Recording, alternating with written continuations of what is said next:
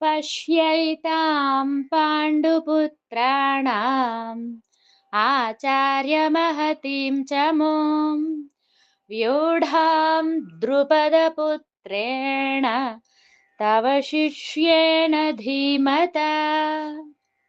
ఇది భగవద్గీతలోని మొదటి అధ్యాయంలో 3వ శ్లోకం. ఇది చాలా ముఖ్యమైన శ్లోకం.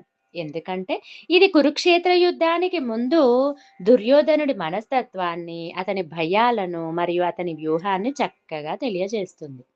ఈ శ్లోకంలో దుర్యోధనుడు తన గురువు ద్రోణాచార్యులతో ఇలా అంటున్నాడు: ఆచార్య, బుద్ధిమంతుడైన మీ శిష్యుడు దృష్టద్యుమ్యుని చేత వ్యూహాత్మకంగా ఏర్పరచబడిన పాండవుల ఈ పెద్ద సైన్యాన్ని చూడండి.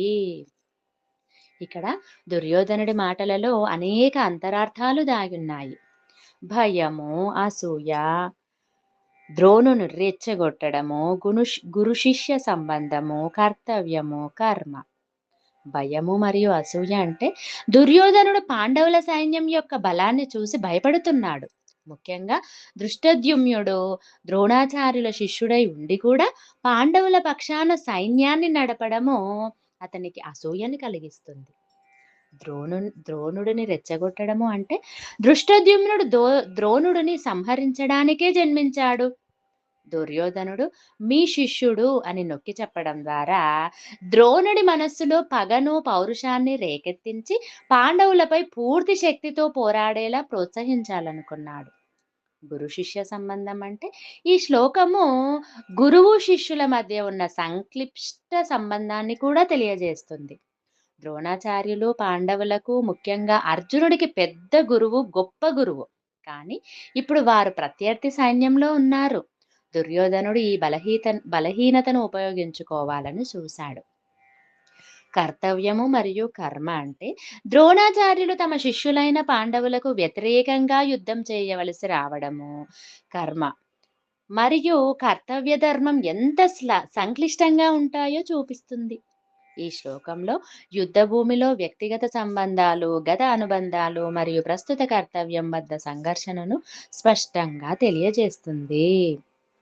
పశ్యైతాం పాండుపుత్రాణం ఆచార్య మహతీం చమో అంటే దుర్యోధనుడు ద్రోణాచార్యుడిని ఉద్దేశించి, ఓ ఆచార్య, పాండుపుత్రుల యొక్క ఈ మహత్తరమైన పెద్ద సైన్యాన్ని చూడండి అని అంటున్నాడు.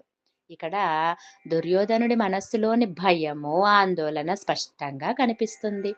తన వైపు ఇంత పెద్ద సైన్యం ఉన్నప్పటికీ పాండవుల సైన్యం పట్ల అతనికి ఒక రకమైన అభద్రతాభావం ఉంది. వ్యూఢాం ద్రుపదపుత్రేణ తవ శిష్యేణ ధీమతా అంటే మీ శిష్యుడు బుద్ధిమంతుడైన దృష్టద్యుమ్నునిచే వ్యూహరచన చేయబడినది అని దుర్యోధనుడు మరింత స్పష్టం తెలియజేస్తున్నాడు. ఇక్కడ దుర్యోధనుడు ద్రోణాచార్యుడిని రెచ్చగొట్టడానికి ప్రయత్నిస్తున్నాడు. దృష్టద్యుమ్నుడు ద్రోణాచార్యుడి శిష్యుడు అయినప్పటికీ ద్రోణుడిని వధించడానికి ద్రుపదుడు చేసిన యజ్ఞం నుంచి జన్మించినవాడు. తన శిష్యుడే తన శత్రువుల సైన్యాన్ని నడుపుతున్నాడని గుర్తు చేయడం ద్వారా ద్రోణుడిని మరింత నిబద్ధతతో పోరాడేలా చేయాలనేది దుర్యోధనుడి ఉద్దేశ్యం. దుర్యోధనుడి మనస్తత్వము ఈ శ్లోకము దుర్యోధనుడి ఈర్ష్య, భయము మరియు రాజనీతిజ్ఞతను లేదా కుట్రను వెల్లదిస్తుంది. అతను తన శత్రువుల బలహీనతలు కాకుండా వారి బలాన్ని చూసి ఆందోళన చెందుతున్నాడు. ఈ శ్లోకము బాహ్య శక్తుల పట్ల భయము మరియు అహంకారము ఎలా మనస్సును ప్రభావితం చేస్తాయో చూపిస్తుంది. మన జీవితంలో కూడా ఇతరుల విజయాలను చూసి మనం భయపడకుండా మన ధర్మాన్ని అనుసరించి అంతర్గత బలాన్ని పెంపొందించుకోవాలి.